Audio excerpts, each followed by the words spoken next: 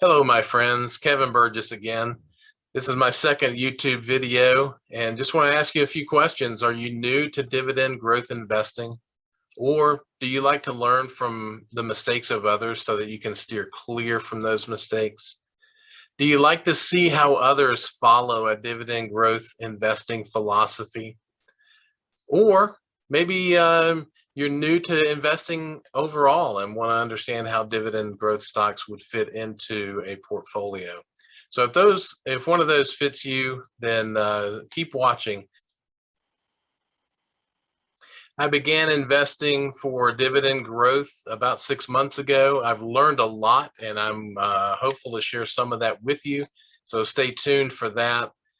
This channel is designed to share some of the mistakes that I've made in the past so that maybe you can avoid those mistakes.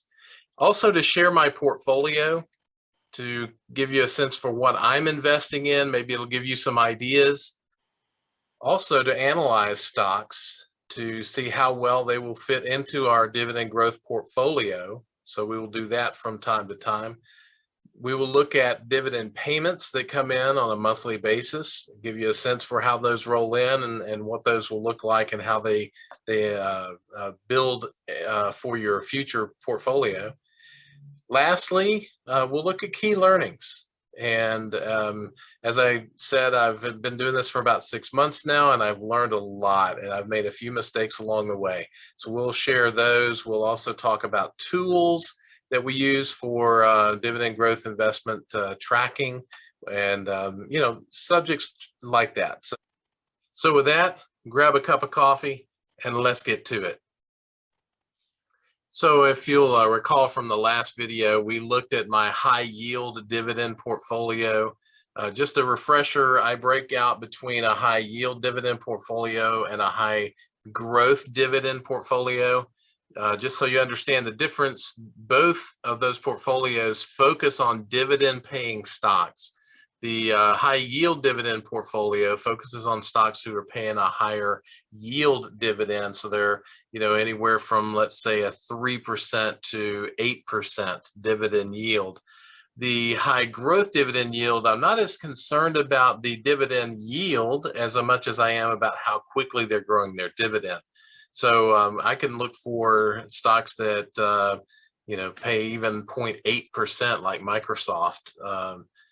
But they're growing their dividend really quickly. So those are the types of companies that fit into that high growth dividend portfolio. Just a refresher on the high yield dividend portfolio, my yield on cost currently is 5.15%. Dividend growth, the CAGR, compound annual growth rate for the stocks in the portfolio is 5.5%. I went through this in the last video, so I will not do that. But I did want to show you my high growth dividend portfolio. As you can tell, there's a larger balance in here. And, at the end of the day, guys, the balance is what it is. I want to be totally transparent with you in these videos. So you see what that number is. Some people will have a number much larger than that. Some people will have a number much smaller than that.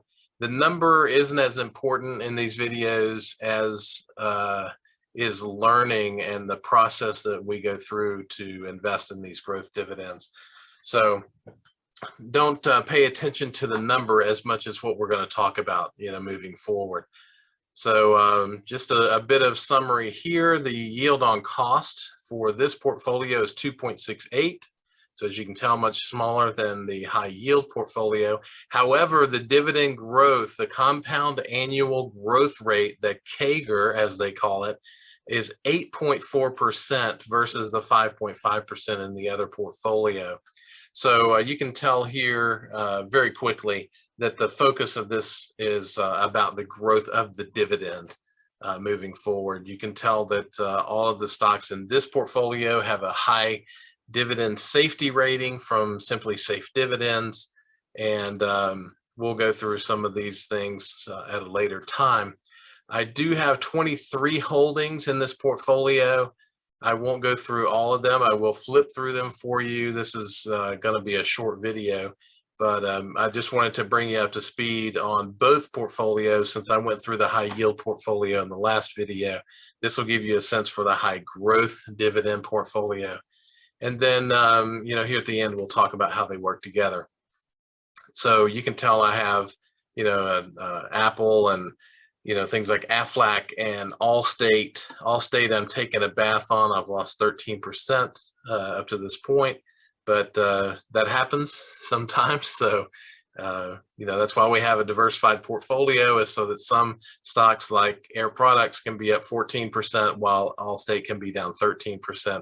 And overall, you're doing okay.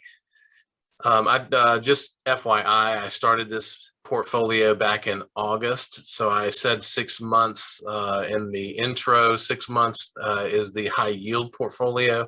The high growth portfolio I started in August. So that was about 3 months ago.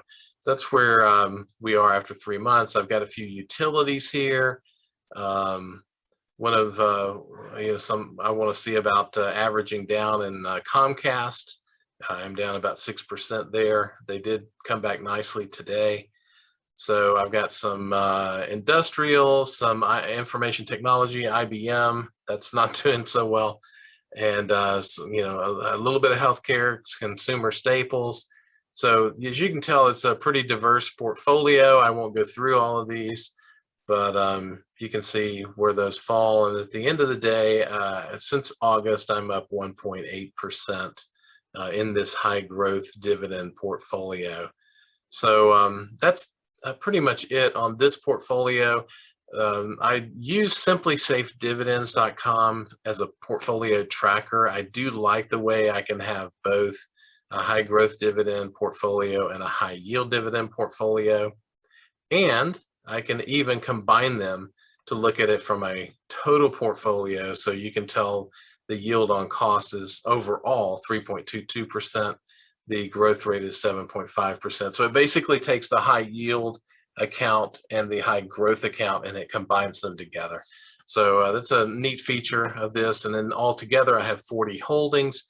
And it's just a compilation of the two portfolios. So one other interesting point about the portfolios, the high yield portfolio is an after-tax portfolio. It is something I can get my hands on. I have recently retired, so if I need those funds to either live or to give, then we can use those funds. Those are in a tax, not a tax preferred account or tax deferred account. It is strictly in a taxable account. So, I have no penalties related to those funds. The high growth dividend portfolio is a subset of my 401k plan. And those are tax deferred dollars. Since they are tax deferred dollars and I will not be pulling them out in the near future, I wanted to focus that portfolio strictly on longer term growth related dividend assets. So, and in case I haven't said it, I am not an investment professional. So you should do your own research. I'm not giving you investment advice. I'm just letting you basically into my world, let you see what I'm doing. Hopefully you can learn some things from it. Be looking for any feedback you have, because I also want to learn from you. So, certainly give me some feedback in the notes below, and I'll be more than happy to respond to those. I had a friend ask the other day about ETFs, why I don't have ETFs in my portfolio.